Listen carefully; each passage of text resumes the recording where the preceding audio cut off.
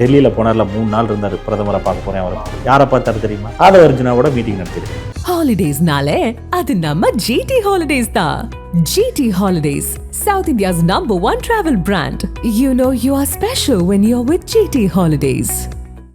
தமிழ்நாட்டுல எல்லாமே சேஞ்ச் ஆயிடுச்சு. உங்க நகையையும் சேஞ்ச் பண்ணுங்க. உங்க பழைய நகைக்கு கிராமுக்கு 150 ரூபாய் கூடுதலா வாங்கி புது நகை எடுத்துக்கோங்க. அதே கம்மி சேதாரம் தான் உங்க லலிதால மட்டும்தான். ஆச்சி மசாலா. எந்த சமையலும் ருசி தேடும் ரகசியம் 20 ரூபாய். எனக்கு அரசியல் இல்லாட்டி நேரா ஆடு மேய்க்க போயிருவேன். தெருவிலையும் படிப்பேன் அப்படிம்பாரு. அவரை போய் படிக்க சொல்லுங்க. ஹீஸ் ஒன் டைப் ஆஃப் சைக்கோன்னு தான் சொல்லணும். பாரத பிரதமர் இங்கிட்டு உள்துறை அமைச்சர் இந்த தோல்ல தட்டி கொடுக்குறப்ப அப்பா இவரை பிடிச்சா நம்ம பிரதமர் கிட்ட எது வேணாலும் சாதிச்சுக்கலாம் அப்படிங்கிற ஒரு அடிப்படையில தான் இவருக்கு தோல் தூக்குனாங்க. நீங்க அவரோட பயணம் பண்ணிருக்கீங்க. அரவக்குறிச்சி எலெக்ஷன்ல இருந்து அவர் கூட இருக்கீங்க. அரவக்குறிச்சி எலெக்ஷனுக்கு இன்னும் ஒரு சுவாரஸ்யமான விஷயம் சொல்றீங்க. அந்த காலகட்டத்தில் இவர் என்ன சொன்னார்னா, மோடின்னு போடக்கூடாது, அண்ணாமலைங்கிறத மட்டும் கட் பண்ணி போடுங்க.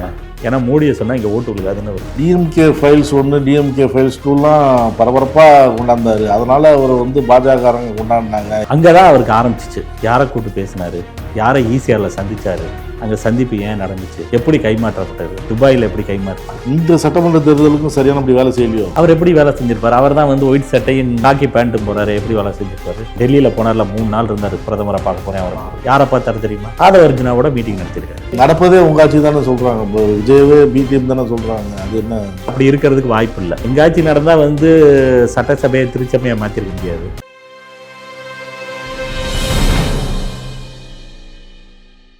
நக்கிரன் நேயர்களுக்கு வணக்கம். பாரதிய ஜனதா கட்சியின் மாநில முன்னாள் தலைவர் அண்ணாமலை அவர்கள் புதிய இயக்கம் தொடங்கியிருக்கிறார். அதாவது பாஜகலேருந்து நான் விலகிறேன் அப்படின்னு சொல்லி ராஜினாமா கடிதம்லாம் பாஜக தேசிய தலைமையிட்ட கொடுத்துட்டு வந்துட்டேன், இயக்கம் தொடங்குறேன், எல்லா தரப்பும் இதில் இணையலாம், ஒரு பயிற்சி கொடுத்து அதுக்கப்புறம் அரசியல் இயக்கமாக தொடங்கப்படும் அப்படின்லாம் வீடியோ பேசியிருந்தார். அதை கேட்டு நிறைய பேர் அதில் அந்த இணையதளத்தில் பதிவு செஞ்சுருக்கிறாங்க. அந்த இயக்கம் தொடங்கப்படுமா, எப்போது தொடங்கப்படும், உண்மையிலுமே ராஜினாமா கடிதம் கொடுத்தாரா இல்லை பாஜகலேருந்து வெளியேற்றப்பட்டாரா என பல்வேறு கேள்விகள் எழுது. இது தொடர்பாக நம்மிடம் பேச வந்திருக்கிறார் பாஜக ஊடக பிரிவின் மாநில துணைத் தலைவர் டிபிஎஸ் செந்தில்குமார் அவர்கள். வணக்கம் சார். பாரதிய ஜனதா மாநில முன்னாள் தலைவர் அண்ணாமலை திடீர்னு அது ரொம்ப நாளாக பேசிட்டு இருந்தாங்க, எலெக்ஷனுக்கு முடியலேருந்து அவர் வந்துடுவார் வெளியில் அப்படின்னு சொல்லி போய் ராஜினாமா கடிதம் கொடுத்துட்டு வந்துட்டேன், ஒரு இயக்கம் தொடங்கியிருக்கேன் அப்படின்லாம் சொன்னார். சொன்ன உடனே இணையதளத்தில் அந்த எண்ணிக்கை ஒரே நாளில் அப்படியே உயர்ந்துகிட்டே இருந்தது. கிட்டத்தட்ட 17 லட்சம் பேர் அது வரைக்கும் வந்திருக்கிறாங்க. என்ன இயக்கம் உண்மையிலுமே ரிசைன் பண்ணாரா, இவராக வேண்டான்னு வந்துட்டாரா, இல்லை அவங்க ஏதாவது சொன்னாங்களா? இது ஒரு விவாதம் ஓடிட்டு. இப்போ பார்த்தீங்கன்னா அவர் ரிசைன் பண்ண வேண்டிய தேவை இல்லை. இதுலேயுமே அவர் எந்த ஒரு பொறுப்புலையும் இல்லை. அவர் அடிப்படை உறுப்பினர், தேசிய பொதுக்குழு உறுப்பினராக இருந்தாருங்க அவர். சரிங்களா? ஒரு ட்வீட்டில் தான் அவரோட பழக்கமே. ட்வீட்டில் சொல்கிறது, சோசியல் மீடியாவை தான் ஹேண்டில் பண்ணுறது தான் அவரோட பழக்கம். அதை போல் ஒரு மெயில் போட்டிருக்கலாம் தேசிய தலைவருக்கு. அதை தாண்டி தமிழ்நாடு பண்பு அப்படிலாம் போனார். அது உண்மை கிடையாதுங்க. உண்மை என்னன்னா, சந்திச்சார், புகைப்படம்லாம் வந்துச்சு. ஆமாம், தேசிய தலைவரை சந்தித்து அவர் சொல்கிறாரு. அவர் உடனடியாக அக்செப்ட் பண்ணிக்கிறாங்க. அவங்க அப்படிங்களா, சரி உங்களோட விருப்பம் அப்படின்னு சொல்லி அவங்க அக்செப்ட் பண்ணிக்கிறாங்க. அதுக்கு பின்னாடி உள்துறை அமைச்சரை போய் சந்திக்கிறதுக்கு டைம் கேட்டிருக்காங்க. ஃபஸ்ட்டு கிடைக்கல போல். அப்புறம் கடைசியாக சரி மறாவது நாள் அவரோட பர்த்டே வர இருந்துச்சு. அதை காரணமாக அவர் கொடுத்துட்டு அவரும் பெருசாக ரியாக்ட்லாம் கிடையாது. இவங்க சொல்கிற மாதிரி அமித்ஷா அப்படி பண்ணிட்டாரு, இப்படி கெஞ்சுறாங்க, சமாதானம்லாம் அங்கே நடக்கவே இல்லை. ஆனால் தகவல்லாம் சொல்லி 3 நாளில் இவர் மீடியாவுக்கு செலவு பண்ணதோட அமௌண்ட்டு கோடிகள். இந்த தேசிய ஊடகங்கள் அத்தனையும் வந்ததுக்கு அதுக்காகவே அங்கே போய் ஒரு ஹைப்பை கிரியேட் பண்ணார். அதுதான் உண்மை. அதை தாண்டி ஒரு தேசிய செயற்குழு உறுப்பினராக இருக்கார். அவர் இங்கேருந்து ஃபோனில் சொல்லியிருக்கலாம், இங்கேருந்து ஒரு மெயில் போட்டிருக்கலாம், அவ்வளோதான் ஒழிச்சு இதில் பெருசாக ரிசைன் பண்ணுறதுக்கெலாம் ஒன்றும் இல்லை. ஆல்ரெடி இவரோட செயல்கள் இதில் ஓரளவுக்கு மத்திய தலைமை ஒரு அதிருப்தியில் தானே இருந்துச்சு. இல்லை, நீங்கள் அதிருப்தியில் இருந்தது நீங்கள் சொல்கிறீங்க. ஆனால் இங்கே இருக்கிறவங்க என்ன சொல்கிறாரு, அவர் மாநில தலைவராக இருக்கும்போது தான் பாஜக பேசப்பட்டது. என்ன பேசப்பட்டது? யாரை ஆளுங்கட்சி எதிர்த்து கடுமையாக பேசினார். செய்தியாளர் சந்திப்புலாம் அப்படி நடத்துவார். செய்தியாளரை சந்திக்கிறாங்க, அது ஒன்று தான் செஞ்சுருக்காரு. இதில் பாஜக வளர்க்கப்பட்டாரா, அவர் வளர்க்கப்பட்டார். அவர் வீதி லீடர் அப்படிங்கிறது இன்றைக்கி தொடங்கப்பட்டது கிடையாது. அவர் 2020 தொடங்கிட்டார். 2020 அவர் ஐபிஎஸ் எதனால ரிசைன் பண்ணிட்டு வந்தாருன்னு தெரியல. அங்கேயே ஏகப்பட்ட குளறுபடிகள் சொல்லுவாங்க. இருந்தாலும் ரிசைன் பண்ணிட்டு வந்துட்டு அந்த வீதி லீடரை தொடங்குறாரு. அந்த வீதி லீடர் 2000 வந்து அவர் தொடங்கி ஒரு பீப்புள் மூமெண்ட் அப்படிங்கிற ஒரு கான்செப்டில் போகிறாங்க. அது கரூரில் தொடங்கப்பட்டு அந்த ஏரியா மக்களால் இருந்தாங்க. ஆனால் அங்கே அந்த வீதி லீடரில் ஒரு பருப்பு வேகலை. அவர் நினச்சது எதுவுமே நடக்கலை. அந்த வேகாத பருப்பை வேக வைக்கிறதுக்கு பயன்படுத்தப்பட்டதான் அண்ணாமலை, அது பாஜகங்கிற ஒரு கட்சி. அப்போ வந்து அங்கே கர்நாடகாவில் இருந்திருக்காரு. ஒரு எங்கள் தேசிய பொதுச் செயலாளர், அமைப்பு செயலாளர் வந்து அவருக்கு பழக்கம் ஏற்பட்டிருக்கு. அதன் அடிப்படையில் வந்து இவர் தான் வந்து பொய் நிறையா சொல்லுவார், ஆக்டிங் எல்லாமே பண்ணுவார்ல. அந்த அடிப்படையில் அவர் போய் நிறையா நான் அப்படி பண்ணிடுவேன், தலைகீழாக திருப்பிடுவேன், பாஜகவை வந்து தமிழ்நாட்டில் வந்து ஆளுங்கட்சியாக கொண்டு வந்துடுவேன் அப்படிங்கிற ஒரு ஸ்டாண்ட் எடுத்து அங்கே என்னென்ன உருட்டணுமோ உருட்டியிருக்காரு. அவங்களும் சரி ஓகே அப்படின்னு சொல்லி இவருக்கு யாருக்குமே கொடுக்காத ஒரு பெரிய ஒரு வரவேற்பு கொடுத்து எல்லாம் கட்சி தலைமை பண்ணாங்க. ஆனால் அதை கரெக்டாக முறையாக பயன்படுத்தினாரா? கிடையாது. தனக்கு சுயநலத்துக்காக பயன்படுத்திக்கிட்டாரு. இந்த வீதி லீடரை வேக வைக்கிறதுக்கு என்னென்ன செய்யணுமோ அவ்வளோ செஞ்சுட்டார். கட்சிக்காக தான் உழைச்சேன் அப்படின்னாரு. கட்சிக்காக எங்கே உடைச்சாரு? எந்த அடிப்படையில் உடைச்சாருன்னு சொல்கிறீங்க? எண்மண் எண் மக்கள் பயணம் இருக்கிறாரு. எண்மண் எண் மக்கள் என்ன நடந்துச்சு தெரியுங்களா? எண்மண் எண் மக்கள் உள்துறை அமைச்சர் வந்து பெரிய லெவலில் தொடங்கி வச்சாருங்க. பெரிய வரவேற்பு, பெரிய எதிர்பார்ப்பு. ஆனால் அந்த எண்மண் எண் மக்கள் ஒரு 5 நாளைக்கு கீழே பார்த்தீங்கன்னா அப்படியே நீர்த்து போயிடுச்சு. பெருசாக இல்லை. இது யாருக்குமே தெரியாது. ஒன்லி சோசியல் மீடியாவில் மட்டும் வந்துச்சு. ஒரு கண்டென்ட் கிரியேட்டருக்காக அங்கங்கே வந்து ஒரு கண்டென்ட் கிரியேட் பண்ணி சோசியல் மீடியாவில் பெரிய லெவலில் பண்ணாங்க. கிராம லெவலில் என்ன நடந்துச்சு? அதுக்கப்புறம் எவ்வளோ தூரம் நடந்திருக்காரு? சென்னையெல்லாம் வரவே இல்லை எண்மண் எண் மக்கள். அதுக்காக பிரத்யேக பஸ்லாம் தயாரிக்கப்பட்டுலாம் அது எதுக்கு தயார் பண்ணாங்கன்னு தெரியாது. பட் ரியாலிட்டி வந்து எண்மண் எண் மக்கள் உங்களுக்கு தெரியும், என்னோட உங்களுக்கு தெரிஞ்சிருக்கும். எத்தனை இடங்களில் நடந்துச்சு? ஸ்டார்டிங் ஒரு 5 டேஸ்க்கு அப்புறம் என்ன நடந்துச்சு? எண்மண் எண் மக்களால் வந்து என்ன பிஜேபிக்கு என்ன நன்மை நடந்துச்சு? கிராமம் பூரா கொண்டு போயிருந்தாங்கன்னு சொன்னாங்களே. கிராமத்தில் எந்த கிராமத்தில் இவங்க கொண்டு போனாங்க? அண்ணாமலை வந்ததுக்கு அப்புறம் தான் கிராமங்கள் தோறும் பாஜகவுடைய பேரும் கொடியும் பறக்குது. அவர் பேர் அந்த அளவுக்கு ரீச் ஆயிருக்கு, அந்த அளவுக்கு செயல்பட்டாரு அப்படின்னு சொல்றாங்க. நீங்க வந்து அவரு தான் முன்னேறிக்கிட்டாரு, கட்சி வளரல அப்படிங்கிறீங்க. கண்டிப்பா. எப்படின்னா உங்களுக்கு வந்து பார்த்தீங்கன்னா, நம்ம எதிர்கட்சியாக இருந்தப்ப நமக்கு சென்ட்ரலில் சப்போர்ட் இல்லாதப்ப பொன் ராதாகிருஷ்ணன் இருந்தார் மாநில தலைவராக. அவர் இருந்தப்பையும் சரி, அதுக்கப்புறம் அந்த தமிழிசக்காவாக இருக்கட்டும், இவங்க எல்லாருமே, எல்முருகன்ஜியாக இருக்கட்டும், இவங்க எல்லாருமே கட்சிக்காக உழைச்சாங்க. எப்படி உழைச்சாங்கன்னு பார்த்தீங்கன்னா, ஒவ்வொருத்தரும் ஒவ்வொரு மூமெண்ட். அன்னைக்கு பெரும் தலைவர்கள் இல்லை. ஜெயலலிதா அம்மாவும் இல்லை, டாக்டர் கலைஞர் இல்லை. இல்லாத இந்த சூழ்நிலையில் அவங்க போராடி இவங்களை எதிர்த்து வந்து களமாடினாங்க. எந்த ஒரு சப்போர்ட்டும் இல்லாதப்ப நம்ம அந்த காலகட்டத்திலே இவங்க களமாடினாங்க. இவர் வந்தப்ப அசுர பலத்தில் நம்ம கவர்மெண்ட் ஒன்றியத்தில், ஆமாம், பெரும் தலைவர்கள் இல்லை அன்னைக்கு. அதே போல் அதுக்கு முன்னாடி திமுகவை வந்து ஏடிஎம்கே வந்து ஓரளவுக்கு நம்மளோட சித்தாந்தத்தோடு ஒத்து வர்றது. ஏடிஎம்கே திமுகவை விமர்சிக்கிறதுக்கு ஒரு வாய்ப்பு கிடைச்சது இவருக்கு தான், எதிர்த்து பேசுவதற்கு. அதுக்கு முன்னாடி ஆளுங்கட்சியில் நம்ம வந்து ஓரளவுக்கு நம்ம சார்ந்து தான் போயிட்டு இருந்துச்சு. அப்படிங்கிறப்ப இந்த திமுகவை எதிர்த்தார் அப்படிங்கிறதே வந்து இவருக்கு தான் வாய்ப்பு கிடைச்சி. அதுக்கு முன்னாடி தாமரை மலர்ந்தே தீரும்னு தமிழிசைக்கா முழக்கமிட்டாங்க. அப்போ கூட வந்து எப்படி பண்ணாங்க?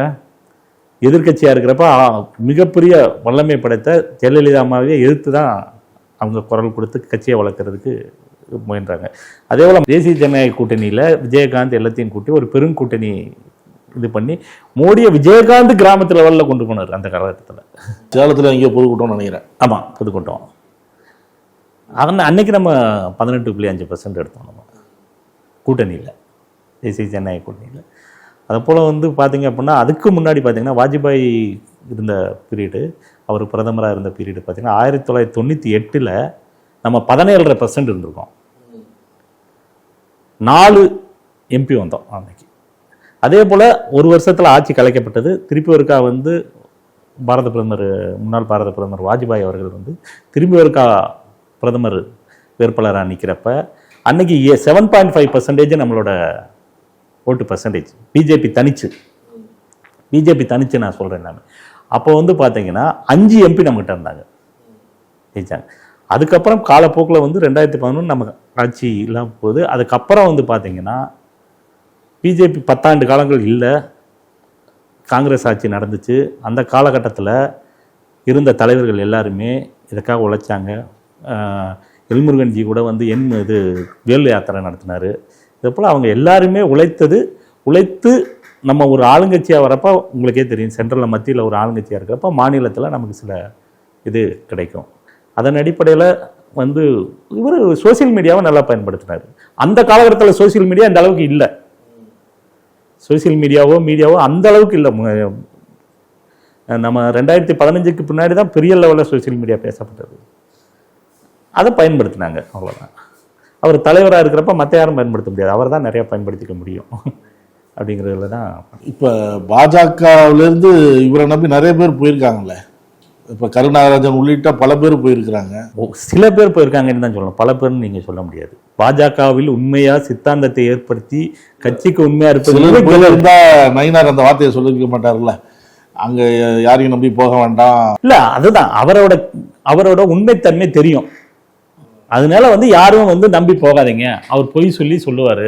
அங்கே வந்து நான் வந்து என்னன்னா 3 வகையாக பிரிக்கலாம் இப்போ போனவங்களை. முதல் ஒரு வகை அப்படின்னா வந்து பார்த்தீங்கன்னா அவர் மாநில தலைவராக இருந்தப்போ மாவட்ட தலைவர்களாக இருந்தவங்க, பொறுப்புகளில் இருந்தவங்க. அவங்க ஏன் போகிறாங்க அப்படின்னா அவரோட பெயரை வைத்து நிறையா கட்ட பஞ்சாயத்து அந்த மாதிரி நிறையா விஷயங்கள். இந்த உத்தம ராமசாமிலாம் வந்துச்சு கோயம்புத்தூரில் பார்த்தீங்க அப்படின்னா ஒரு பிஹெச்சியோட இடத்தையே மடக்கி வச்சுருக்காரு. அதுக்கு எல்லாம் வந்து ஃபுல்லாக சப்போர்ட். ஏற்கனவே ஒரு தடவை கேள்விப்பட்டிருப்பீங்க நீங்கள், ஒரு ஹோட்டலை வந்து ஆக்சுவலி அவர் ஒரு ஐபிஎஸ், அவர் என்ன பண்ணணும், கடை வச்சுருக்காங்க ஒருத்தர் ஹோட்டலு. அந்த ஹோட்டலை வந்து காலி பண்ண சொல்லணுன்னா என்ன பண்ணணும், அஸ்பர் த லீகலாக அணுகணும். ஒரு 3 பேர்த்த போய் இவர்னால அவங்க 3 பேருக்கு மேலே எஃப்ஐஆர் வச்சு பழைய சோறுன்னு சொல்லிட்டு ஒரு கடை அந்த அவர் வெளில போனார். இதை போல் தொடர்ந்து உள்கட்சியில் ஒரு குழப்பம் ஏற்பட்டது நிறையா அப்படின்னா அது இவர் வந்த காலகட்டம் தான். அதுக்கு பின்னாடி தான் வந்து நிறையா குழப்பங்கள், உட்கட்சிக்குள்ளேயே பிரச்சனைகள், ஒரு ஆரோக்கியமான வளர்ச்சி இல்லாமல் போனதுன்னா அந்த காலகட்டம். இவர் வளர்த்தார்னு நிறைய பேர் சொல்கிறாங்க. என்ன மாதிரி கட்சியை வளர்த்தார் அப்படிங்கிறது தெரியல. உழைத்தார்னா யாருக்காக உழைத்தார்னு தெரியல. இதை வந்து எனக்கு தெரிஞ்சு அவர் உழைத்தார் அப்படின்னா சதவீதத்தை எப்படி உயர்த்தினார், கட்சியில் எவ்வளவு வேற உள்ளே கொண்டு வந்தார். இதே வந்து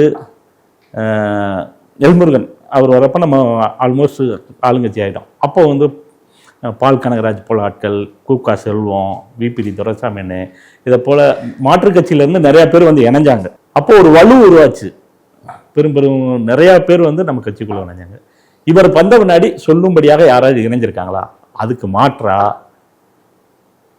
இன்றைக்கு இருக்கிற நிர்மல்குமார் அமைச்சர், அவர் போகிறப்ப லெட்டரில் என்ன குறிப்பிட்டிருந்தாருன்னு தெரியும் எல்லாத்துக்கும். அவர் காயத்ரி ரகுராம், ஆமாம், அவங்களாம் வெளில போயிட்டாங்க. ஆமாம், இதை போல் கட்சிக்காக உழைத்தவங்களை வெளியே தான் அனுப்பிச்சிருக்காரு. கேடி ராகவன் எல்லாத்துக்குமே தெரிஞ்ச விஷயம். இந்த மாதிரி நிறையா பேரை வெளியே அனுப்புறதுல தான் அவர் இதாக இருந்திருக்காரு. தனக்கு மேலே யாரும் வளர்ந்துடக்கூடாது அப்படிங்கிறதுல அவர் தெளிவாக இருந்தார். இப்போ யாரும் வளரக்கூடாதுன்னு நினைக்கிறாரா? அப்போ நேற்று கூட நீங்கள் சொன்னதை வந்து நாளிதழில் உள்ள டெய்ஸி சொல்லியிருந்தாங்க, தன்னை விட யாரும் வளர்ந்துடக்கூடாது, பேர் எடுத்துடக்கூடாதுன்னு நினைக்கிறாரு அப்படின்னு சொல்லி. ஆமாம், அதில் மாற்று கருத்து இல்லை. உடன் இருக்கவங்களே வளரக்கூடாது. ஃபார் எக்ஸாம்பிள் பார்த்தீங்கன்னா இந்த சூர்யா அலிசா பிரச்சனைலாம் வாண்டடாக இவர் கிரியேட் பண்ணதான். அது அந்த மாதிரி ஹனி ட்ராப்புங்கிற ஒன்று வந்து எப்போ வந்துச்சு, இதுக்கு முன்னாடி கிடையாது எனக்கு தெரிஞ்சு. அதான் கேட்கணும்னு நினச்சேன், அந்த வீடியோ ஆடியோலாம் எப்போ? அதுதான், அது வந்து பார்த்தீங்கன்னா 21க்கு முன் 21க்கு பின்னு பாருங்க. 21க்கு முன்னு வந்து ஏதாச்சும் வீடியோ வந்திருக்கா உங்களுக்கு? இந்த மாதிரி ஆடியோ பிரச்சனை வெளியே வந்திருக்கா? வெளியே வந்திருக்கானா அதுக்காக வராமல் இல்லை, அந்த மாதிரியான சம்பவங்களே இல்லை. கேடி ராகவன் வீடியோலாம் அப்போ அதுக்கு பின்புலத்தில் இருந்ததுலாம் அதான் மதன் குமாரே சொல்லிட்டு தானே போயிருக்காரு. அதை நான் என்ன சொல்கிறதுக்கு இருக்கு? மதன் ஆல்ரெடி சொல்லிட்டு தானே போகிறாரு. அவர் எல்லாமே அதை பற்றி எக்ஸ்பிளைன் பண்ணிட்டாரு. நிறையா நம்ம மக்களுக்கு மறதி ஆயிடுது, அதை வந்து சாதகமாக பயன்படுத்திக்கிறாங்க. இல்லை, அவர் தான் மாநில தலைவர் பதவியில் இருக்கிறாரு, அதை தூக்க மாட்டாங்க. அப்படி இருக்கும்போது அடுத்தவங்க அந்த அவரை தாண்டி போயிட போகிறாங்க. அது அந்த அளவுக்கு அவர் எல்லாமே தன் கண்ட்ரோலில் இருக்கணுங்கிறது தான் இதில் அர்த்தம். யாரும் டைரெக்டாக மத்திய அமைச்சர்களுடைய மத்திய இதுலேயே தொடர்பில் இருக்கக்கூடாதுங்கிற ஒரு எண்ணம். அதே போல் பார்த்தீங்க அப்படின்னா 2020 இவர் வந்ததுமே வீடியோலாம் எடுத்து பாருங்க. நான் இந்த சித்தாந்தம், இந்த கொள்கை, இந்த ஐடியாலஜியை பிடிச்சி போய் தான் நான் இந்த கட்சியில் சேர்ந்தேன். தனி மனித துதி கிடையாது, இந்த சித்தாந்தம் தான் இந்த கட்சியோட பலம் அப்படின்னு பேட்டி கொடுத்துருப்பார். நிறையா நீங்கள் பார்த்தீங்கன்னா தெரியும். இப்போ அதெல்லாம் மறந்துட்டாங்க எல்லாரும் வந்து மோடிக்காகத்தான் நான் வந்தேன், பாரத பிரதமர் மோடியின் பார்த்து தான் இந்த கட்சிக்கு வந்தேன்னு அடுத்து மாற்றிக்கிட்டார். இப்போ இந்த மோடின்னு சொன்னோன்னே இப்போ டெல்லி போய் இந்த ராஜினாமா கடிதம்லாம் கொடுத்தாருல, இப்போ அப்போ வந்து மோடியை சந்திக்க இவர் விருப்பப்பட்டதாகவும் அங்கே விருப்பப்பட்டாரு. அவரு மோடி விரும்பலையா இல்லை சந்திக்க தான் விரும்பல? அதுதான் வரும். என்ன காரணம்? போக போறாரு, போயிட்டு போட்டோம், நம்ம சந்திச்சு என்ன பண்ண போறோம், அதான் விஷயம். இதுல என்ன காரணம் இருக்க முடியும்னு நினைக்கிறீங்க? உங்களுக்கே தெரியும். அண்ணாமலை போறதுனால பாஜக எந்த இழப்பும் இல்லைங்கிற முடிவுக்கு வந்துட்டாங்க அவங்க. 100% அவங்க போறதுனால இல்ல, போனால் வளர்ச்சி அடையுங்கிறது அவங்களோட நோக்கம். அந்த அளவுக்கு இங்கேருந்து ரிப்போர்ட் போயிருக்கா? செயல்பாடுகள் வந்து அவங்களும் கவனிப்பாங்கல்ல. தன்னை வளர்த்துக்கிறாரா, கட்சியை வளர்க்குறாங்களா? யாருக்குமே இல்லாத ஒரு மிகப்பெரிய ஒரு குஷன் கொடுத்துருந்தாங்க, யாருக்குமே இல்லாத ஒரு மிகப்பெரிய செலவினங்கள், இவருக்கு ஒரு தனி மரியாதை எல்லாமே கொடுத்துருந்தாங்க. இது எல்லாமே தன் சுயநலத்துக்காக பயன்படுத்திக்கிட்டு. சுயநலத்துக்காக அவர் எங்கே பயன்படுத்திட்டாரு சொன்னீங்க? அவர் நாங்கள் இப்போ போகிற கார்லேருந்து தங்குற வீட்டிலேருந்து எல்லாருமே நண்பர்கள் கொடுக்குறது தான். நண்பர்கள் எப்படி கொடுப்பாங்க? எந்த நண்பர் கொடுத்தாரு? அந்த நண்பர் கணக்கு காட்டுவாரா? இவர் மாதம் இவ்வளோ கொடுத்துருக்கேன் அப்படின்னு. இவருக்கு மாதம் வீட்டு வாடகையே 3 லட்ச ரூபா நான் கொடுத்துருக்கேன் அப்படிங்கிறதுக்கு அவங்களால கணக்கு காட்ட முடியுமா? எந்த நண்பர் மாதம் 3 லட்ச ரூபா, வெறும் 2 ஆடு தான், எனக்கு அரசியல் இல்லாட்டி நேராக நான் போய் நேராக ஆடு மேய்க்க போயிடுவேன், இந்த மாதிரி வந்து தெருவிலையும் படிப்பேன் அப்படிம்பாரு. அவரை போய் படுக்க சொல்லுங்க. அப்புறம் மரத்தடியில் படுத்துட்டு போயிடுவேன்னாரு, படுக்க சொல்லுங்க. ஈஸ் ஒன் டைப் ஆஃப் சைக்கோன்னு தான் சொல்லணும். அந்த மாதிரி தான் வரும். என்ன அப்படி சொல்கிறீங்க? ஒரு மாநில தலைவராக இருந்தவர் இல்லை அவரோட பிஹேவியர்ஸ் நம்ம பார்த்த வரையும் அதான். அவர் கூட வச்சுக்கிட்டவங்கலாம் பார்த்தீங்கன்னா அவங்களுக்கு தெரியும் எப்படி ஆட்களை வச்சுக்குவார் அப்படின்னு சொல்லிட்டு. அதே போல் வந்து பார்த்தீங்கன்னா இன்றைக்கி போனவங்களில் பரிதாபப்பட்டவங்க யார் தெரியுமா? ஒரு பிம்பமாக கட்டமைக்கப்பட்டு அண்ணாமலை வந்தார்னா ரொம்ப நமக்கு நிறையா பண்ணுவார். அந்த கோயம்புத்தூரில் கூட சொன்னாங்களே, விஜயை வந்து நீங்களாம் போய் படத்துலலாம் வந்து உடனே காப்பாற்றுறீங்களே, இப்போ வரலையே அப்படின்னு சொல்லி ஒரு அம்மா பாலியல் சம்பவத்தில் இருக்கு. அதை போலயே இவரை வந்து ஒரு பிம்பமாக காட்டியிருக்காங்க. ஐபிஎஸ் படிச்சுட்டு வந்திருக்காரு அப்படின்னு. ஐபிஎஸ் படிச்சுட்டு நிறைய பேர் வந்திருக்காங்க. அதே போல் வந்து பார்த்தீங்கன்னா காங்கிரஸ் செந்தில், ஆமாம், சசிகாந்த் செந்தில் இருக்காரு. கர்நாடகாவில் 2 பேர்த்துக்கும் வந்து என்ன பண்ணிட்டாங்க, பொறுப்பு போட்டாங்க. இவர் கோ இன்சார்ஜ் போட்டாங்க, அவரை சாதாரண ஒரு ஐடி பார்த்துக்கிறதுக்கு போட்டாங்க காங்கிரஸ்லேருந்து. அதே அந்த கர்நாடகத்தில் அவர் அந்த ஐடி விங்த்தில் சிறப்பாக பயன்படுத்தி சத்தமே இல்லாமல் ஆட்சியை பிடிக்க வைக்கிறதுக்கு வந்தார். அங்கே போய் இவர் என்ன பண்ணார்? இவர் ஒரு ஸ்ட்ராட்டஜி யூஸ் பண்ணுறேன், நீங்கள் வந்து ஹெலிகாப்டரில் போகிறது. ஹெலிகாப்டரில் போய் என்ன பண்ணார்? மேக்சிமம் கர்நாடகாவோட ஆட்சி போனதுக்கு முக்கியமான காரணம் இவர். கர்நாடகாவில் ஆமாம். ஏன்னா இவரை வந்து கோயின்சார்ஜாக போட்டிருந்தாங்க. அப்போ சில முடிவுகள் எடுக்கிறதுல அவருக்கு ஒரு சின்ன எக்ஸாம்பிள் சொல்லணும்னா, சென்ட்ரல் மெட்ராஸ் அந்த ஒரு 2-3 தொகுதி சொல்லலாம் பெங்களூரில் சிட்டிக்குள்ளாரையே.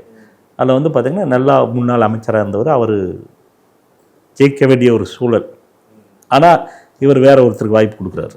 இதை போல் ஒரு 4-5 இடம் வாய்ப்பு வந்து இவர் கொடுத்தாரு. இவர் முடிந்தாங்க. இவரும் பரிந்துரையில் இருக்கார், பொலிட்பீடியோவில் இருக்கார் அந்த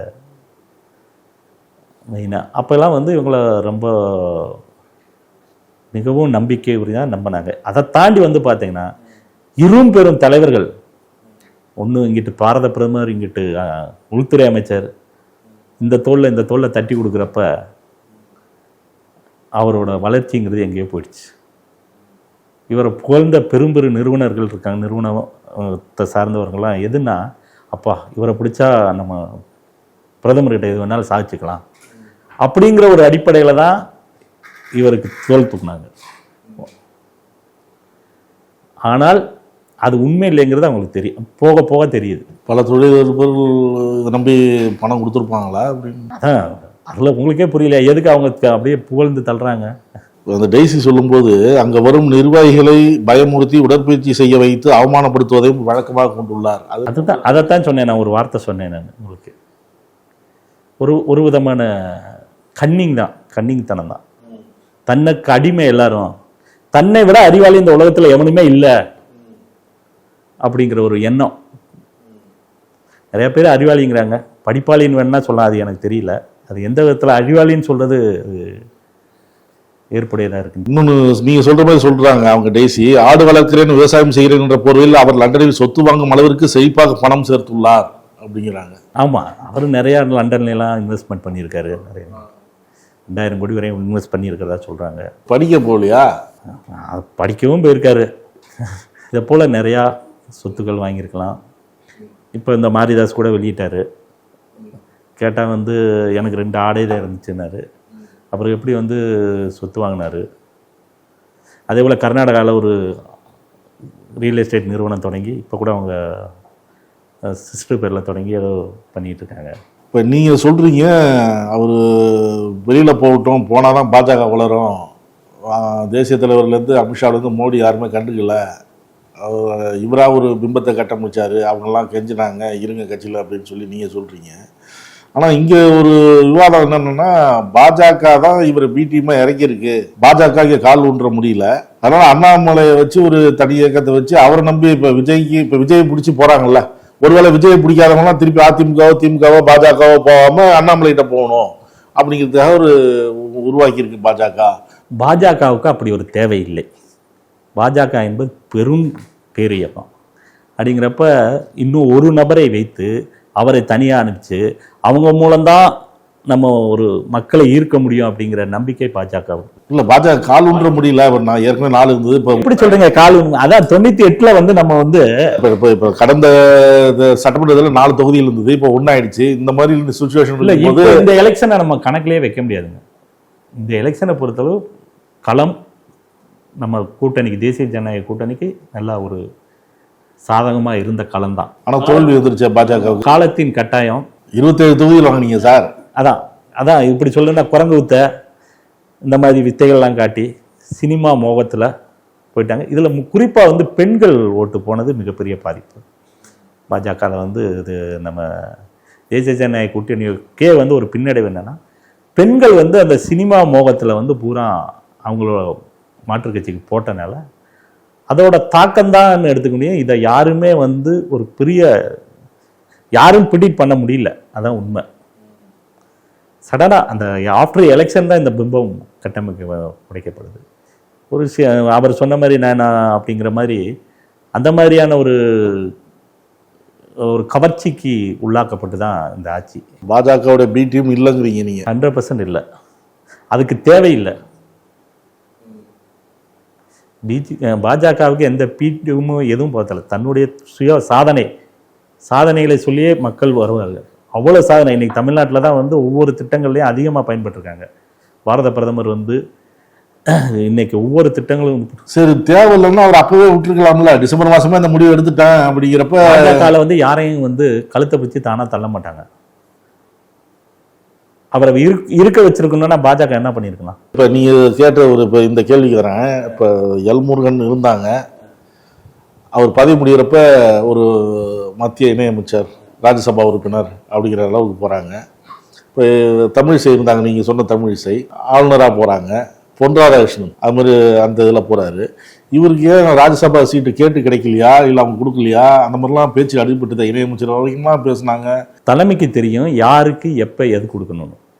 நீங்கள் இது கொடுக்காத இவர் மேலே என்ன நம்பிக்கை இருந்தாங்க? இல்லை, அதுதான் கொடுக்காதப்பே உங்களுக்கு தெரிஞ்சிருக்கும். ஏன் கொடுக்கல? கொடுத்து இவரை தக்க வச்சிருக்க தெரியாதா? சமாதான பேச்சுவார்த்தை தக்க வச்சிருக்க தெரியாதா? ஏன் கொடுக்கல? நீங்களே தான் பதில் சொல்லணும். நீ தான் சொன்ன, அதைத்தான் நானே தான் பதில் சொல்றேனே. இல்லை, என்ன நம்பிக்கை அவர் இருந்தார்? இப்போ பிரச்சாரம்லாம் பண்ணாருங்கிறாங்க. அதான் ஒண்ணும் கிடையாது. இதே பாராளுமன்ற எலெக்ஷன்ல இவர் என்ன சொன்னாரு? 20 சீட்டு கோயமுத்தூர் சார்ந்த அனைத்து தொகுதிகளையும் தொடைத்து எழுதியப்படுவார்கள் அத்தனை கட்சிகளும். நாங்கள் திராவிட கட்சிகள் எங்க தொடச்சிருந்தாங்க? நம்மளை தான் தொடச்சாங்க. இவர் ஜெயிச்சாரா? ஃபர்ஸ்ட் 2வது இடங்கிறது பெரிய விஷயம் கிடையாது. அதுக்கு எத்தனை கோடிகள், எத்தனை மணல் மாஃபியாக்கள் போய் கொட்டினாங்க. அதனால வந்து அது என்ன கேட்டால் அதெல்லாம் பண்ணலை அப்படின்னா இன்னும் கம்மி தான் எடுக்கும். 1.5 லட்சம் ஓட்டில் நீரை போட்டு 1.25 லட்சம் ஓட்டில் தோத்தார் ஒரு மாநில தலைவர். மிகப்பெரிய கட்டமைப்பு. இப்போ அந்த நேரத்தில் ஒரு பேச்சு வந்ததில்ல சார், அதாவது பாராளுமன்ற தேர்தலில் பாஜகவும் அதிமுகவும் கூட்டணி வைக்கலாம் அப்படின்னு பேசப்பட்டதாகவும், இவர் வந்து வேண்டாம் பாஜக தனியாக தான் நிற்கணும் அப்படின்னு இவரால தானே அது இல்லை எப்படி? இல்லை இல்லை, அதுக்கு முழு காரணம் வந்து நான் வந்து 20 சீட்டு ஜெயிச்சு கொடுத்துருவேன் தனியாக நின்னா, நம்ம யாருக்கும் இது பண்ண தேவையில்ல. அதிமுக வேண்டாம்னு முடிவு எடுக்கிறாரு. ஆமாம். என்ன காரணம்? ஒருவேளை அதிமுக கூட்டணி வச்சிருந்தா ஒரு கணிசமான தொகுதியில் வந்திருக்குமா? அதுக்கு ஒரே காரணம் பார்த்தீங்கன்னா, அங்கே ஒரு பெருந்தலைவராக இபிஎஸ் இருக்கார். அவர் ஒரே சமுதாயத்தை சார்ந்தவர், கொங்கு மண்டலத்தை சார்ந்தவர். தன்னோட வளர்ச்சிக்கு அது ஒரு டிராபேக்காக இருக்குங்கிறது அவரோட நோக்கம். தன்னை வளர்த்துக்கணுங்கிறது அவரோட எண்ணம். கட்சி வளரணும், கட்சி ஆட்சியை பிடிக்கணும், கட்சி அந்த மாதிரியான எண்ணம் இருந்திருந்தால் அந்த முரண்பாடுகள் இருக்காது. அப்போ யாரெல்லாம் தனக்கு கொத்தடிமையாக இருப்பாங்களோ அவர்களை வைத்து களமாடுவது தான் அவரோட. நீங்கள் அவரோட பயணம் பண்ணிருக்கீங்க, அரவக்குறிச்சி எலெக்ஷன்லேருந்து அவர் கூட இருக்கீங்க. அல்ல, அதுக்கு முன்னாடியே பழக்கமா? இல்லை இல்லை இல்லை, அரவக்குறிச்சி எலெக்ஷனுக்கு இன்னும் ஒரு சுவாரஸ்யமான விஷயம் சொல்கிறீங்க. அரவக்குறிச்சி எலெக்ஷனுக்கு நான் அப்போ கட்சியில் இல்லை, நான் பாஜகவில் இல்லை. பாஜகவில் இல்லை. இவர் மேலே ஈர்க்கப்பட்டதில் நானும் ஒருத்தன். அண்ணாமலைங்கிற பேரில் வருது, ஐபிஎஸ் அதிகாரி வராரு அப்படின்னு இளைஞர்களை எல்லாம் வேறு மாதிரி கொண்டு போக போகிறாருங்கிற ஒரு ஆர்வம் உந்துதலில் வந்து நான் என்ன பண்ணுறேன், நான் ஒரு சொந்தமாக ஒரு பாட்டு ரெடி பண்ணுறேன். அவர் பண்ண அண்ணாமலை பிரச்சாரத்துக்காக என்னுடைய சொந்த முயற்சியில் எல்லாமே பண்ணுறோம். அதில் வந்து வரிகள் வரும், மோடி மோடி மோடின்னு வரும், அண்ணாமலை அண்ணாமலை அண்ணாமலைன்னு வரும். அந்த வரிகள் மட்டும் சொல்கிறேன். அப்போ அந்த காலகட்டத்தில் இவர் என்ன சொன்னார்னா, மோடி மோடின்னு போடக்கூடாது, அண்ணாமலை அண்ணாமலைங்கிறத மட்டும் கட் பண்ணி போடுங்க, ஏன்னா மோடியை சொன்னால் இங்கே ஓட்டு விழுகாதுன்னு அவர். அப்படித்தான் அரவக்குறிச்சி எலெக்ஷனில் நம்பினது. ஆனால் அதுக்கு பின்னாடி வந்து அவரை ஒற்றை தலைமையை ஏற்று வந்தேனாரு. அது முன்னுக்கு பின் முரணாக பேசுறதுல அவரை அடிச்சுக்க யாரும் முடியாது. நீங்கள் நிறையா விஷயங்கள் பார்த்தீங்கன்னா தெரியும். இதே ஒரு மீட்டிங்கில் சொல்லுவார், பாரத பிரதமரே படிக்காதவர் ஆனால் உலகம் ஃபுல்லாக சிந்து அப்படின்னு சொல்லி பேசுவார். அடுத்து கொஞ்ச நாள் வந்து பார்த்தீங்கன்னா திமுக படிக்காத தற்குறி ஏற்க போய் என்ன பண்ண போகிறாங்க அங்கே பார்லிமெண்ட்லேனாரு. இப்படி நிறையா முன்னுக்கு பின் முரணான விஷயங்களை பேசியிருப்பாரு. இதெல்லாம் நீங்கள் முன்னாடி போய் பார்த்தீங்கன்னா தெரியும். இதெல்லாம் வந்து மக்கள் மறப்பது இல்லை. இன்னும் இதுவரை பத்திரிகையாளரே இவ்வளோ தூரம் பேசுகிறாங்களே. அவர் பல தடவை சொல்லியிருக்காரு. மற்றவங்க பேட்டி அடிக்கிறவங்க என்ன சொல்லுவாங்க, மோடியை தலைமை ஏற்றுதான் வந்தார் அப்படின்னு சொல்கிறாங்க. ஆனால் 2020 வீடியோ 21 வீடியோவில் பாருங்கள் நீங்கள்,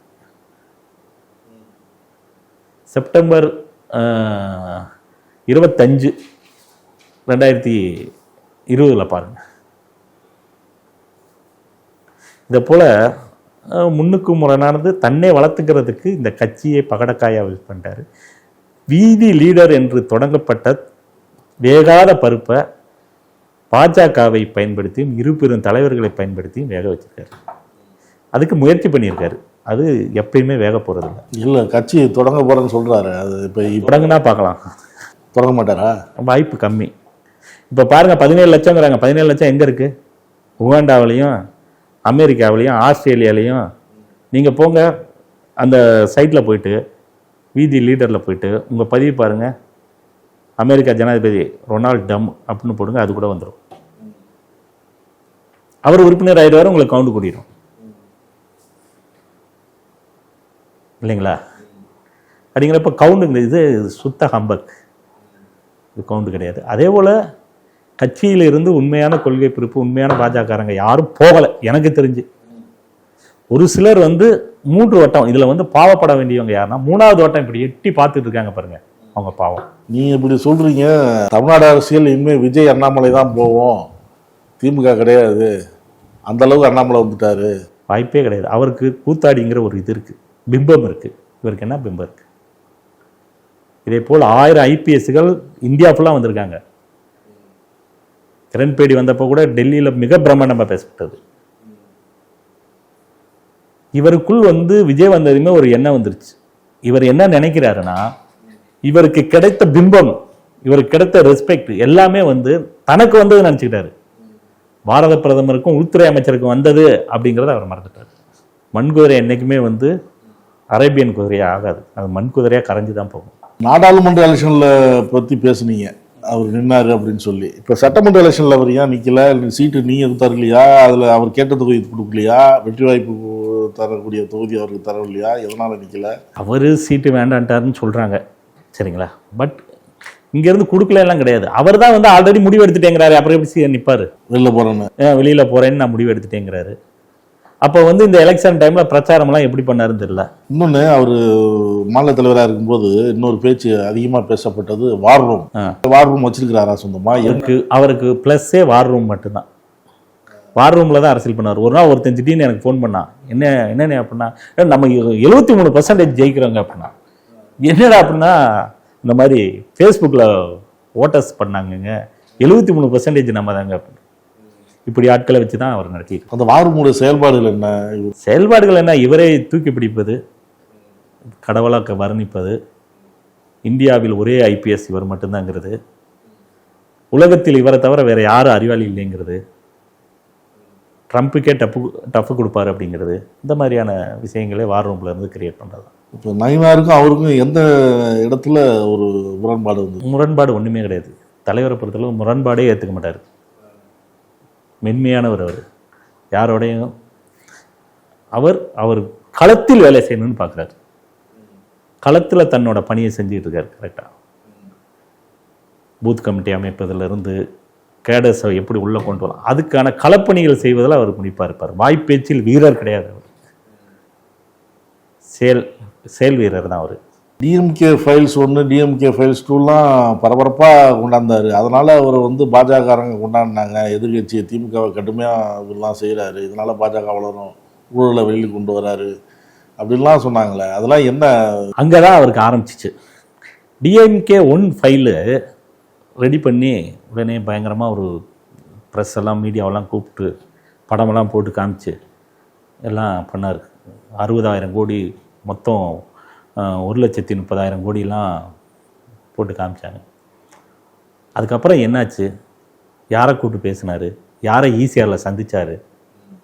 இவர் சைக்கிளில் போகிறதும் அவங்க காரில் வர்றதும், அங்கே சந்திப்பு ஏன் நடந்துச்சு? எப்படி கைமாற்றப்பட்டது? துபாயில் எப்படி கைமாறுச்சு? இது எல்லாமே மக்கள் எல்லாம் நினச்சிட்டாங்க அண்ணாமலைஜி வந்து ஐபிஎஸ், அவர் ஸ்ட்ரெயிட் ஃபார்வர்டாக அவர் வந்து நடவடிக்கை எடுத்துறாங்க. ஏன் நடவடிக்கை எடுக்கலை? அதனால் வந்து டிஎம்கே 1 அப்படிங்கிறது அவரோட சுயநலத்துக்காக உருவாக்கப்பட்ட ஒரு ஃபைல். ஆளுநர்கிட்டலாம் புகார் கொடுத்தாரு. ஆளுநர்கிட்ட அவர் புகார் கொடுத்தா ஒரு பென் டிரைவில் போட்டு அழகாக கொடுத்துடலாம். பெரிய பெட்டி எடுத்துட்டு போனார் சார். பெட்டியில் என்ன இருந்துச்சுன்னு யாருக்கு தெரியும்? வெறும் பெட்டி தானே அது. ஏதோ ஃபைலை ஆளுநர் அதெல்லாம் எடுத்து பார்க்குறதுக்கே வருஷக்கணக்காகி போயிடும். ஒரு பென் டிரைவில் போட்டு கொடுத்தா அப்படி பார்த்துடுவார். நான் சொல்கிறது கரெக்டாக இல்லைங்களா? புரியுது. பேசும்போது சொன்னீங்க அவரை கைவிட்டுட்டாங்க, அதாவது கண்டுக்கல. அதாவது இவர் ராஜினாமா எடுத்துகிட்டு போனப்போ வந்து தேசிய தலைவரும் அமித்ஷாவும் மோடியும் போனால் போகட்டும் அப்படிங்கிற மாதிரி சொன்னீங்க.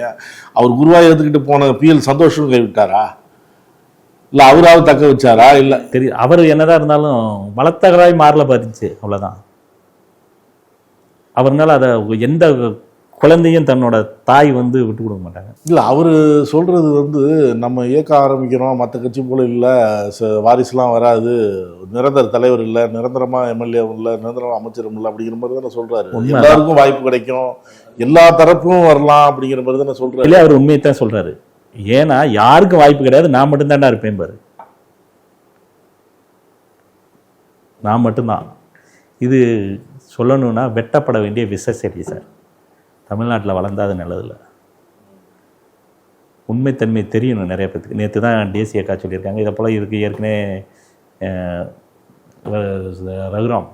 காய்த்திரி ரகுராம் சொல்லியிருக்காங்க, நிர்மல்குமார் சொல்லிட்டு போயிருக்காரு. இதை போல் நிறையா பேர் தெரியாதவங்க நிறையா பேர் போயிருக்காங்க, நிறையா ஓரம் கட்டப்பட்டிருக்காங்க. இன்னொரு விஷயம் பார்த்தீங்கன்னா, இவர் தலைவரானையுமே அவ்வளோ பெரிய தலைவர்களும் இவர் கீழே ஒருங்கிணைஞ்சு நின்றாங்க. அதே இது உரிக்க வெங்காயம் தான் மாநில தலைவர் பதவினார். ஆனால் இப்போ நம்ம அவர் வீதி லீடர் ஆரம்பிக்கிறப்ப என்ன சொல்றாரு? 18 மாதங்களாக புழுங்கி கொண்டு இருந்தேங்கிறாரு. அப்போ உரிக்க போன வெங்காய பதவி போனமே எதுக்கு உனக்கு மனசு புழுங்குது? இது முன்னுக்கு முரண் இல்லையா?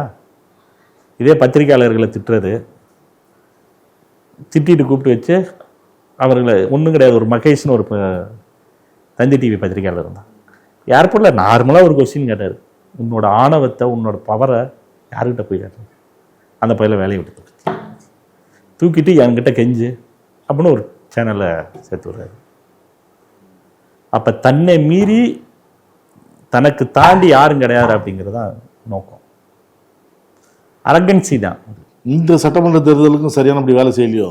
அவர் எப்படி வேலை செஞ்சிருப்பார்? அவர் தான் வந்து ஒயிட் சட்டையும் காக்கி பேண்ட்டும் போகிறாரு, எப்படி வேலை செஞ்சிருப்பார்? இப்போ டெல்லியில் போனார்ல, 3 நாள் இருந்தார், பிரதமரை பார்க்க போகிறேன் அவரை பார்க்க. யாரை பார்த்தாரு தெரியுமா? ஆதவ அர்ஜுனாவோட மீட்டிங் நடத்தியிருக்காரு. தனக்கு துணை முதல்வர் வேணுமா? கூட போன மக்கள்லாம் பாவங்க, அவருக்கு ஏதாச்சும் கொடுத்தா எங்கேயாச்சும் போயிடுவார், மற்றவங்களாம் அவ்வளோதான். இன்னொரு விஷயம் தெரிஞ்சுக்கோ, அவர் கண்டினியூவாக அவரால் பண்ணவே முடியாது.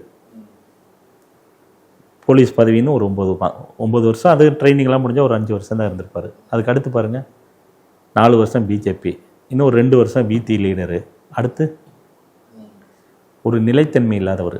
பதவியை நீங்கள் தூக்கிட்டீங்க, கட்சி மேலிடம் இல்லைன்னா இருந்திருப்பாருல்ல. யார் காரணம்? 30 வருஷம் 40 வருஷம் இருந்தவங்களா இல்லையா? ஹச் ராஜாஜி இருக்காங்க, எவ்வளோ பெரிய போராளி அவர். இந்த கட்சிக்காக எவ்வளோ தியாகங்கள் பண்ணியிருக்காரு, அவருக்கே ஒன்றும் பெருசாக. இப்போ ஆதவ அர்ஜுனா துணை முதல்வர் பதவி வரைக்கும் கேட்டால் இவர் எம்எல்ஏவே இல்லையே. திருப்பி இடைத்தேர்தல் திருச்சி இதில் நின்று எம்எல்ஏ ஆக வேண்டியது, 6 மாதத்துக்கு வாய்க்க வேண்டியதானே. இப்போ அந்த பேச்சும் ஓடிட்டு இருக்கு அவங்கள்ட்ட. அங்கே உள்ள சேர்த்தலேன்றாங்க, நான் கேள்விப்பட்ட வரையும் சேர்த்த மாட்டேங்கிறாங்க. அந்த கட்சியிலே சேர்ற மாதிரியே இல்லை, தனி அமைப்பாக வச்சு கட்சியில் சேர்ந்துறான், அமைப்பில் இருக்கவங்களாம் கொண்டு வந்து சேர்த்துறேன். என் கூட வந்து பல கோடி பேர் இருக்காங்க. என்ன அவங்க வேண்டான்னு சொன்ன காரணம் என்னன்னு தெரியல. அவங்களுக்கு என்ன இருக்கும்? அவங்க ஒரு ரூலிங் பார்ட்டியில் இருக்காங்க. ஒருவேளை முன்னாடி பேசியிருந்தா, முன்னாடி கூட பேசுனதாக தான் கேள்விப்பட்டேன், எனக்கு சரியாக தெரியல. பட் அவங்க வந்து இவரை உள்ளே விட மாட்டேன், தெரியும்ல. ஒரு நம்பிக்கைக்குரியவராக இருக்க மாட்டாருன்னு அவங்களுக்கு தெரியல. ஆனால் ஒரே ஒரு விஷயம் சார், இப்போ போயிருக்க எல்லாருமே எதையோ ஒன்று நம்பி போயிருக்காங்க. ஆனால் இவர்கள் அத்தனை பேர்த்தையும் பயன்படுத்தி தான் வளர்ந்துட்டு, இவங்க யாரையும் இப்போ போயிருக்கவங்களாம் கொஞ்ச நாள் தான், அவங்களுக்கே புரிஞ்சிடும் உண்மை சுயரூபம் என்னன்னு. உங்களை விட அனுபவம் அதிகம் சார் கருணாகராஜனுக்கு. இப்போ அவருக்கு வந்து இப்போ உங்களுக்கு தெரிஞ்ச விஷயம் அவருக்கு தெரியாதா? அப்போ போயிருக்கிறாருன்னா அங்கே ஏதோ ஒன்று நடக்குது, அவர் அந்த கட்சி ஆரம்பிப்பார் அப்படிங்கிற நம்பிக்கையில தான் போயிருக்காரு. அதான் நான் 3 விதமாக இதை பிரிச்சுக்கணும்னு நான் முதல்ல சொன்னேன். நான் உங்கள்கிட்ட இந்த ஃபர்ஸ்ட் லேயர் இருக்கவங்க வந்து பெனிஃபிஷரி, செகண்ட் லேயரில் இருக்கவங்க அவர் வந்து வல்லமை படைத்தவர் அப்படிங்கிற மாதிரி ஒரு விஷயங்கள், அவரோட ட்ராவலாக நல்லா இருக்கும் அப்படிங்கிற ஒரு கான்செப்டை, அவர் பேரை பயன்படுத்திக்கலாம் அப்படிங்கிற ஒரு கான்செப்ட். 3வது லேயர் வந்து அவர் பயங்கரமாக நல்லது பண்ணுவார், நமக்கு அவர் மாற்றிடுவார், இந்த தமிழகத்தையே மாற்றிடுவார் அப்படிங்கிற ஒரு நம்புகிற கூட்டம். அவங்க தான் பாவம். ஒரு எக்ஸாம்பிள், ஒருத்தவங்க இருக்காங்க, அவங்க பேர் வேண்டாம், அவங்க ஒரு அட்வொகேட்டு, அவங்க ரொம்ப அண்ணாமலையோட விசுவாசி. இவர் எப்போ வந்தாலும் அங்கே போயிடுவார், போய் நிற்பாங்க. அவங்க லேடி தான், அவங்க நிற்பாங்க எங்கே போனாலும். அப்போ என்னன்னா, அவங்கள உள்ளே வரக்கூடாதுன்னு பயங்கரமாக திட்டுவார். ஆனால் அவங்க அதே மாரி போயிட்டாங்கன்னா, அக்கா வாங்கக்கா எப்படி இருக்கீங்க, நல்லா இருக்கீங்களாக்கா, எதுக்கு இந்த வேஷம்? நயினா நாகேந்திரன் என்ன ஐடியாவில் இருக்காரு? இப்போ பேசப்படும்ல, கட்சியிலே பேசப்படும்ல. இப்போ முருகன் இந்தப்போ சட்டமன்ற எலெக்ஷன் சந்திச்சாங்க, 4 எம்எல்ஏ வந்தாங்க, அவர் அடுத்த ராஜ்யசபா போய் இணையமைச்சராக போயிட்டாரு. இப்போ நயினார் வந்து 4ங்கிறது 1 குறைஞ்சிருச்சு, அவரே தொகுதி மாறினார், ஜெயிப்போங்கிறது தான் தொகுதி மாறினார், அவரே தோல்வி அடைஞ்சிட்டாரு மாநில தலைவரை. இதெல்லாம் பேச்சு இருக்குல்ல. இல்லை, இந்த எலெக்ஷனோட நோக்கம் வந்து நம்மளே யாருமே எதிர்பார்க்கல. முதலமைச்சரே குளத்தூரில் தோல்வியை தழுவிட்டார். அப்படிங்கிறப்ப இது வந்து ஒரு மக்களோட வாக்குகள் வந்து இந்த இடத்துல வந்து ஒரு கவர்ச்சியை நோக்கி போயிடுச்சு. ஆனால் அந்த ஒரு தொகுதியை நல்லா வச்சுருக்காங்க, அந்த தலைவர் யார், அதெல்லாம் யாருமே பார்க்கல. தலைவர் தொகுதியை நல்லா வச்சுருக்காரா, தலைவர் இந்த அளவுக்கு ஒரு தொகுதியை வச்சுருக்காரு, மக்கள் நலனில் யார் அக்கறை இருக்காங்க, அதை பற்றிலாம் யோசிக்கல. ஒரு போகத்தில் அவங்க போயிட்டாங்க. இதை வந்து நம்ம கணக்கிடவே முடியாது யாருமே. சிறந்த எதிர்கட்சியாக இருக்கும் குரூப்பாக இருக்குமா பாஜக? சிறப்பாக செயல்படுவார், களம் ஆடுவார். அவர் களத்தில் வென்று காட்டுவார் நுழிசி, களத்தில் வந்து பாஜகவை வளர்ப்பார் நுழிசி, சோசியல் மீடியாவில் வளர்க்க மாட்டார். நடப்பதே உங்கள் ஆட்சி தானே சொல்கிறாங்க, இப்போ விஜயவே பி டீம் தானே சொல்கிறாங்க. அது என்ன, அது ஐடியா இல்லை எனக்கு, அதை பற்றி தெரியல. அப்படி இருக்கிறதுக்கு வாய்ப்பு இல்லை. ஏன்னா எங்காட்சி நடந்தால் வந்து சட்டசபையை திருச்சபையை மாற்றிருக்க முடியாது. அங்கே குரானை வதிட்டு தான் பதவியை எடுத்துக்கிறாங்க. அங்கே சுற்றி இருக்கவங்களாம் யாருன்னு பாருங்கள். அதனால் வந்து வாய்ப்பில்லை. எங்கள் ஆட்சியாக நடக்கிறதுக்கு அது அமர் பிரசாத் ரெட்டியும் நான் முடிவை அறிவிக்கிறேங்கிறாரு. அமர் பிரசாத் அறிவிச்சிட்டாரு, கட்டாயத்தினால இப்போ போயிருக்காரு. அவர் விரும்பிலாம் போகல. ஏன்னா ஆமாம் ஆமாம் ஆமாம் அவர் வந்து ஒரு வெளியே ஒரு பிம்பத்தை உருவாக்கிட்டார், அண்ணாமலையோட சொந்த தம்பி கூட இருந்தா அப்படின்னு சொல்லிட்டு. ஆனால் அவர் ஜெயிலுக்கு போனப்போ என்ன நினச்சுன்னா அவருக்கு தெரியும். வெம்பி போய் தான் இருந்தார். அவர் கைவிட்டார், பார்க்கல. இன்னொரு விஷயம் போனால் அவர் போனதுக்கு இவரும் ஒரு காரணம் சொல்லப்படுறது அவரே சொல்லியிருக்காரு நிறைய இடத்துல. ஆனால் பட் எந்த அளவுக்கு உண்மைன்னு தெரியல. ரொம்ப நன்றி சார். Okay, thank you. நக்கீரன் டிவிக்கு சப்ஸ்கிரைப் செய்யுங்கள். உங்கள் ஆதரவே எங்கள் பலம். ஆசிரியர்களுக்கு நண்பனாகவும் மாணவர்களுக்கு ஆசானாகவும் திகழும் தேர்வு வழிகாட்டி. ஒவ்வொரு பாடத்திற்கும் அனுபவமிக்க ஆசிரியர்களின் துல்லியமான தெளிவான விடைகள். CNC இருக்கு, தேர்வு பயம் எதற்கு? இது தீரன் பப்ளிஷிங் ஹவுஸ் விற்பனை வெளியீடு.